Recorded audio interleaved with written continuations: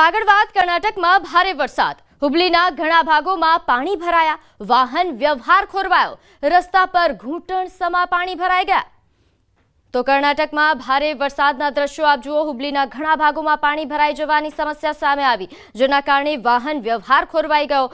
પાણી રસ્તાઓ પર એટલા ભરાઈ ગયા છે કે વાહનો અહીં ડૂબ્યા હોય તેવા પ્રકારના દ્રશ્યો સામે આવી રહ્યા છે। રસ્તા પર ઘૂંટણ સમા પાણી ભરાઈ ગયા।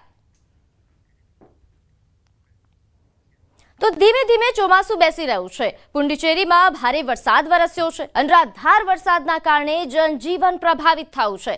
રહેણાંક વિસ્તારમાં ભારે પાણી ભરાયા।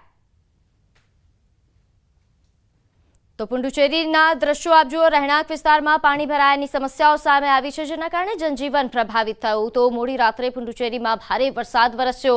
અહીં ચોમાસાની જે ગતિવિધિઓ શરૂ થઈ તે બાદ હવે ફરીથી વરસાદ થવાની શરૂઆત થઈ છે। અનરાધાર મેઘરાજાની પધરામણીના દ્રશ્યો આપ જુઓ। ગાજવીજ સાથે અનેક વિસ્તારમાં વરસાદ વરસ્યો, જેના કારણે રોડ રસ્તા પર પાણી પણ ભરાઈ જવાની સમસ્યા આવે।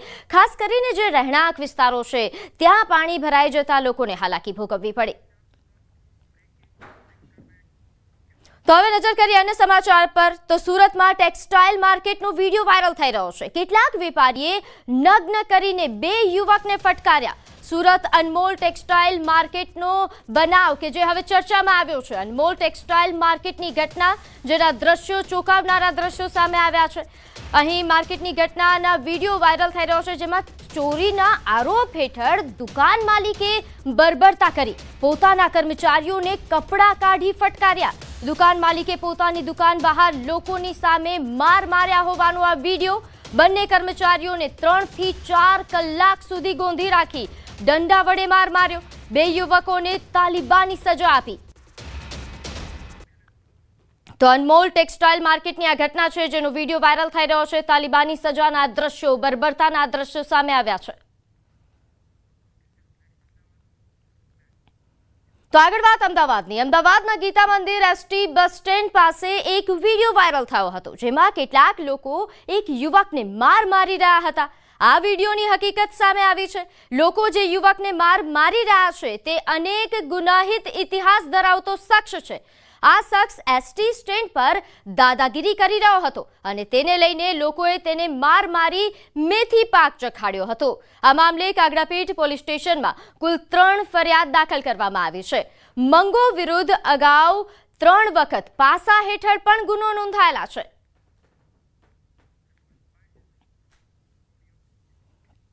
ભાવેશ ઉર્ફે મંગો એસટી કર્મચારીઓ તથા એસટી વિસ્તારમાં જે પણ ત્યાં જાહેર જનતા હતી એમની સાથે વિભત્સ વર્તન કરી રહ્યા હતા અને એમની સાથે બોલાચાલી કરી રહ્યા હતા, જે સંદર્ભે એસટી કર્મચારીઓ દ્વારા તેમને મારવામાં આવેલ।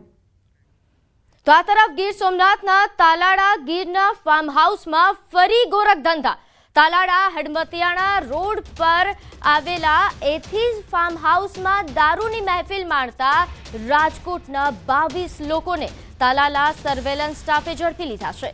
દારૂની 7 બોટલ, 25 મોબાઈલ અને 4 4 વ્હીલ સાથે કુલ રૂપિયા 41.30 લાખના મુદ્દામાલ સાથે પોલીસે 22 લોકોને પકડી કાયદેસરની કાર્યવાહી હાથ ધરી।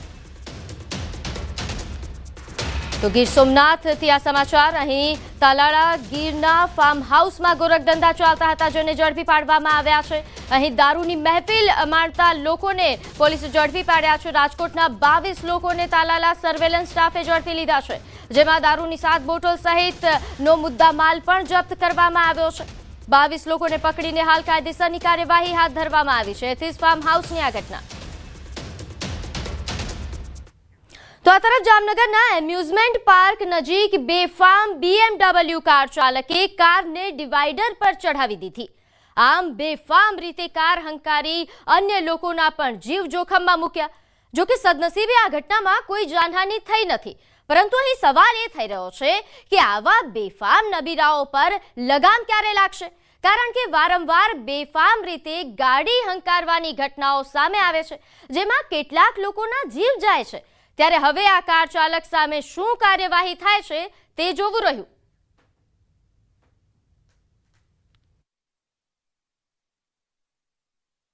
જામનગર શહેરમાં રફતારનો કેર છે તે સામે આવ્યો છે અને એમ્યુઝમેન્ટ પાર્ક નજીક નબીરાએ રસ્તા ઉપર ડિવાઈડર ઉપર જે BMW કાર છે તે ચડાવી દીધી છે. પૂરપાટ ઝડપે આ જે કાર છે તે દોડી રહી હતી. જે પ્રકારના દ્રશ્યો આપ જોઈ રહ્યા છો, GJ10 DN 3013 નંબરની આ જે X5 BMW કાર છે, આ કાર હાલ ડિવાઈડર ઉપર જોઈ શકાય છે. અહીં રસ્તામાં અનેક લોકો આવતા હતા ત્યારે જ કાર છે તે ડિવાઈડર ઉપર ચડી છે.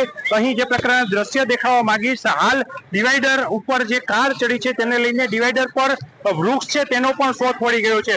અહીં અનેક લોકો છે તે માંડ બચ્યા છે, પરંતુ જે નબીરાઓ છે તે નબીરાઓ આ પ્રકારે ગાડી ચલાવતા હોય અને ડિવાઈડર ઉપર ચડી ગઈ છે ત્યારે મોટો અકસ્માત છે તે પણ સર્જાઈ શકે એમ હતો.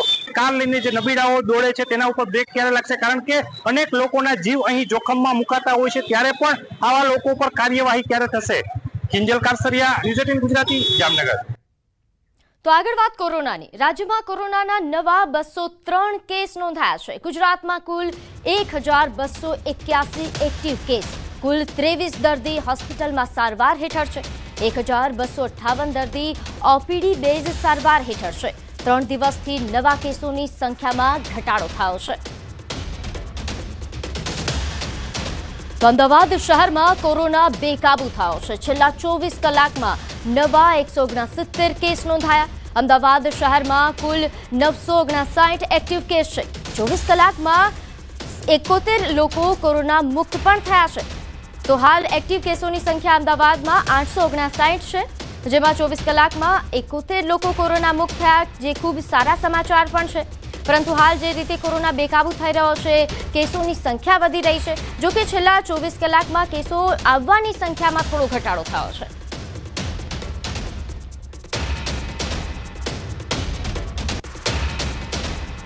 તો અમદાવાદમાં કોરોનાના વધતા કેસને લઈને તંત્ર પણ સતર્ક થયું છે. શાળાઓ શરૂ થતા વાલીઓમાં ચિંતા વધી છે. ડોક્ટરોની વાલીઓને સલાહ છે કે કોરોનાના લક્ષણો જણાય તે બાળકને શાળાએ ન મોકલવા. શરદી, ખાંસી, તાવ અને ઝાડાની તકલીફ જણાય તો તાત્કાલિક ડોક્ટરનો સંપર્ક કરવા અપીલ કરવામાં આવી છે. બીમારીના કોઈ પણ લક્ષણો જણાય તો ડોક્ટરનો સંપર્ક કરવા સલાહ અપાઈ છે. ગમે તે બાળકના કોઈ પણ દિવસે શરદી, કફ, ઉધરસ, હેડેક, બોડી એક, ઇવન ઝાડા જેવા કોઈ પણ પ્રાથમિક સિમ્ટમ્સ દેખાતા હોય તો એ પ્રાથમિક સિમ્ટમ્સ ઇગ્નોર ના કરવા જોઈએ. અને ડે 1માં જ નિયર બાય કોઈ પણ હોસ્પિટલમાં કે ડૉક્ટરની સલાહ મુજબ જ ટ્રીટમેન્ટ કરવું જોઈએ. અને આ જે તમારો વાયરલનો ઇન્ફેક્શન છે એ બીજા બાળકમાં નહીં ફેલાય એટલે પોસિબલ હોય તો ઇટ ઇઝ બેટર કે 2 કે 3 દિવસ સુધી ઘરે રેસ્ટ અને આરામ કરવો જોઈએ. તો આગળ વાત મધ્ય ગુજરાતની સૌથી મોટી હોસ્પિટલની લાલિયાવાડી સામે આવી છે. સયાજી હોસ્પિટલની વધુ એક લાલિયાવાડી સામે આવી. હોસ્પિટલમાં અચાનક લાઇટ ગુલ થતા અંધારપટ છવાઈ ગયો. આઈસીયુમાં ઓક્સિજન પર રહેલા દર્દીઓની હાલત કફોડી બની. ભર ઉનાળે લાઇટ ગુલ થતા દર્દીઓ ગરમીથી પરેશાન થયા. મોબાઈલની લાઇટના સહારે દર્દીઓ બેઠા થયા. હોસ્પિટલમાં જનરેટર કામ ન લાગ્યું કે શું તેવી ચર્ચાઓ પણ થઈ રહી છે. હોસ્પિટલ તંત્રની વ્યવસ્થા સામે પણ સવાલો ઊભા થઈ રહ્યા છે.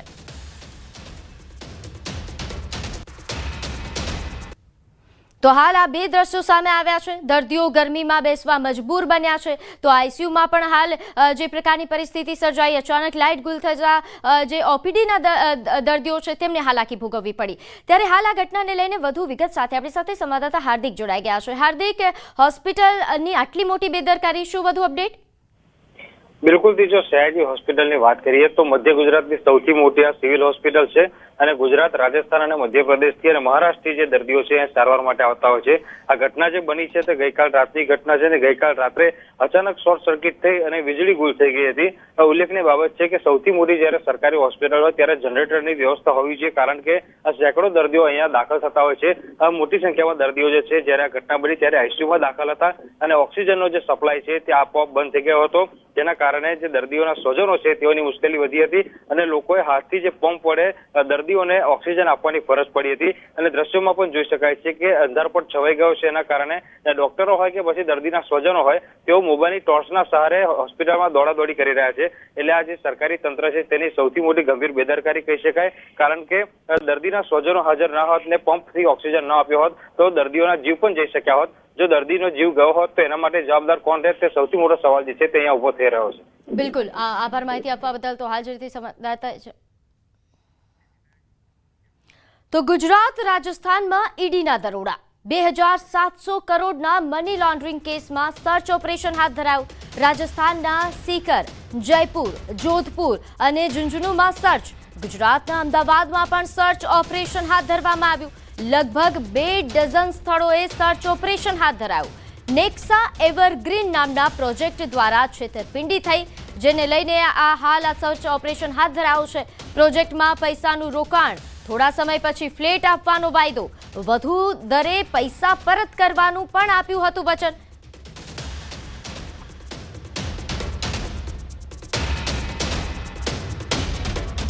ત્યારે હાલ આપણે ઈડીના દરોડાને લઈ વધુ વિગત સાથે આપણી સાથે સંવાદદાતા ઋત્વેજ જોડાઈ ગયા છે. ઋત્વેજ, અમદાવાદ અને રાજસ્થાનમાં ઈડીના દરોડાને લઈને શું વધુ વિગત? જી, વાત કરીએ તો અમદાવાદ અને રાજસ્થાનમાં લગભગ 2 ડઝનથી વધારે સ્થળો પર ઈડી દ્વારા એક સાથે સર્ચ ઓપરેશન શરૂ કરી દેવામાં આવ્યું છે. ખાસ કરીને વાત કરીએ તો ₹27 કરોડ રૂપિયાનો જે મની લોન્ડરિંગનો મામલો હતો, તે મામલે હાલમાં ઈડી દ્વારા અલગ અલગ જગ્યાઓ ઉપર આ તપાસ કરવામાં આવી રહી છે. ગુજરાતમાં પણ અનેક જગ્યાઓ પર તપાસ કરવામાં આવી રહી છે. મહત્વની બાબત તો એ છે કે જે આ એક પ્રોજેક્ટ હતો, તે પ્રોજેક્ટ મારફતે લોકોને ખાસ કરીને લોકોની સાથે છેતરપિંડી કર્યો હોવાનો આરોપ લગાવવામાં આવ્યો છે. જે પ્રોજેક્ટ હતું તેમાં કેટલાક સમય બાદ ફ્લેટ, મકાન અથવા તો ઊંચું વળતર આપીને રૂપિયા પરત કરવાની વાત હતી, પરંતુ તે રૂપિયા પરત ન કર્યા અને સમગ્ર મામલે છેતરપિંડી નો મામલો સામે આવ્યો હતો. લગભગ 2700 કરોડ રૂપિયાનું આ કૌભાંડ હોવાનું સામે આવ્યું હતું અને તેમાં અગાઉ અનેક ફરિયાદો પણ દાખલ થઈ ચૂકી છે. અને આ સમગ્ર મામલે જ્યારે ઈડીને જાણ કરવામાં આવી હતી, ત્યારે ઈડી દ્વારા હાલમાં આ તપાસ કરવામાં આવી રહી છે. અને તપાસના અંતે ઈડી દ્વારા આ જે અલગ અલગ જગ્યાઓ, ખાસ કરીને રાજસ્થાનની વાત કરીએ તો જયપુર, જોધપુર સહિતના જે શહેરો છે ત્યાં, અને ગુજરાતની વાત કરીએ તો ગુજરાતમાં અમદાવાદ સહિત અનેક જગ્યાઓ ઉપર હાલમાં ઈડી દ્વારા સર્ચ ઓપરેશનની કાર્યવાહી શરૂ કરવામાં આવી. જી ઋત્વેજ, આ પ્રોજેક્ટ અંગે વધુ માહિતી આપશો? શું આ પ્રોજેક્ટ પાછળ કેવા પ્રકારના આક્ષેપો થઈ રહ્યા છે, કેવા પ્રકારની છેતરપિંડી થઈ હતી?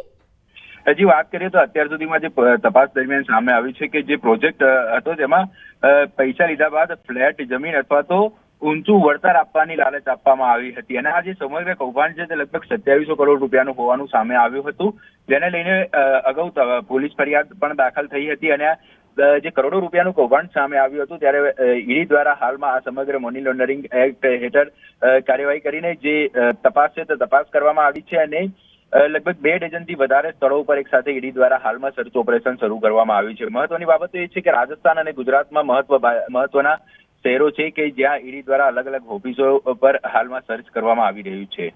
જી, જે રીતે આપે જણાવ્યું કે અમદાવાદમાં પણ સર્ચ ઓપરેશન હાથ ધરવામાં આવ્યું છે. અમદાવાદ કનેક્શન શું છે? અમદાવાદ અને આ પ્રોજેક્ટનું શું કનેક્શન? જી, વાત કરીએ તો જે અલગ અલગ શહેરોની અંદર ઓફિસો આવે છે અને આ જે ઓફિસોની અંદર જે સર્ચ કરવામાં આવી રહ્યું છે, એટલે ઈડી દ્વારા અલગ અલગ જગ્યાઓ પર જે ઓફિસો હતી, પ્રોજેક્ટના અંતર્ગત જે કામગીરી કરવામાં આવી રહી હતી, તે તમામ ઓફિસોની અંદર સર્ચ કરવામાં આવી રહ્યું છે.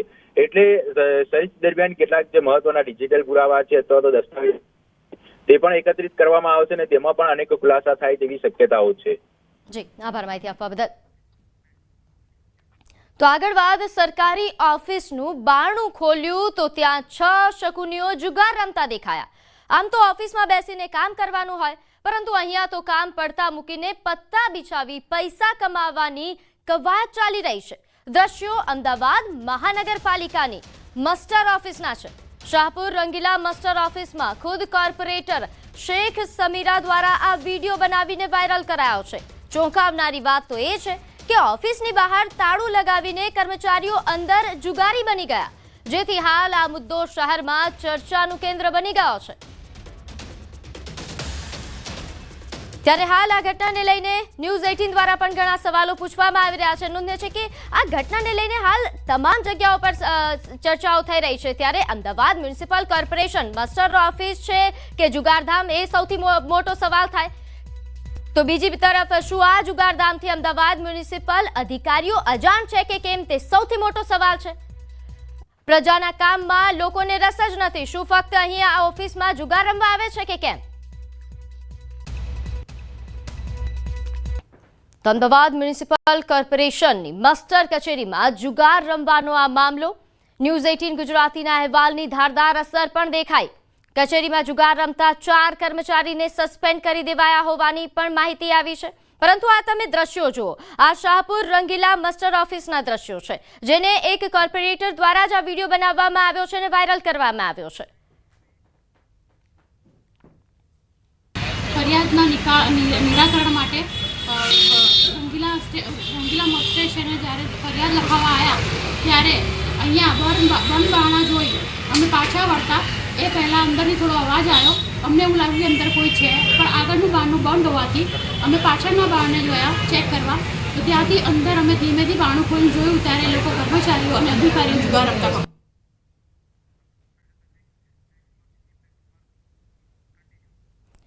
તો અમદાવાદ મ્યુનિસિપલ કોર્પોરેશનની મસ્ટર કચેરીમાં જુગાર રમવાનો આ મામલો. ન્યૂઝ 18 ગુજરાતીના અહેવાલની ધારદાર અસર દેખાઈ. કચેરીમાં જુગાર રમતા 4 કર્મચારીને સસ્પેન્ડ કરી દેવામાં આવ્યા છે. તત્કાલ અસરથી 4 કર્મચારીને ફરજ મોકૂફ કરાયા. તમામ સામે ખાતાકીય તપાસ પણ ચાલુ કરવા આદેશ આપી દેવામાં આવ્યા છે. તો જુગાર રમતા 4 કર્મચારીઓને સસ્પેન્ડ કરી દેવામાં આવ્યા. તેમની સામે તપાસ પણ શરૂ કરવામાં આવી છે. તો કચ્છના ગાંધીધામમાં આશરે 6 વર્ષ પહેલા ગુમ થયેલ બાળકીની ઘટના મામલે પોલીસ વિરુદ્ધ ગુનો દાખલ કરવા કોર્ટે હુકમ કર્યો. 6 વર્ષ પહેલા આદિપુરની હોસ્પિટલમાંથી નવજાત બાળકી ગુમ થઈ હતી. ગુમ થયેલી બાળકીના દાદીને પૂછપરછ માટે બોલાવી ગોંધી રાખ્યા હોવાના આક્ષેપો સાથે કોર્ટમાં ફરિયાદ કરવામાં આવી હતી, જેથી ગાંધીધામના અધિક ચીફ જ્યુડિશિયલ મેજિસ્ટ્રેટ દ્વારા તાત્કાલિન એલસીબી પીઆઈ સહિત 4 પોલીસ કર્મચારીઓ સામે ગુનો નોંધવા હુકમ કર્યો છે. PI DV Rana, head constable Pushparajsinh Gohil, head constable Prahladsinh Chudasama તો મહિલા કોન્સ્ટેબલ વિમળાબેન ડાભડિયા વિરુદ્ધ કોર્ટે ગુનો દાખલ કરવા માટે હુકમ કર્યો છે. તો હાલ આ 6 વર્ષ પહેલાનો કેસ છે, જેને લઈને હવે કોર્ટે હુકમ કર્યો છે. પોલીસ વિરુદ્ધ ગુનો દાખલ કરવા માટે આ હુકમ કરવામાં આવ્યો છે, કારણ કે આક્ષેપ એ લાગ્યો હતો કે આ બાળકીના દાદીને પૂછપરછના બહાને ગોંધી રાખવામાં આવ્યા હતા.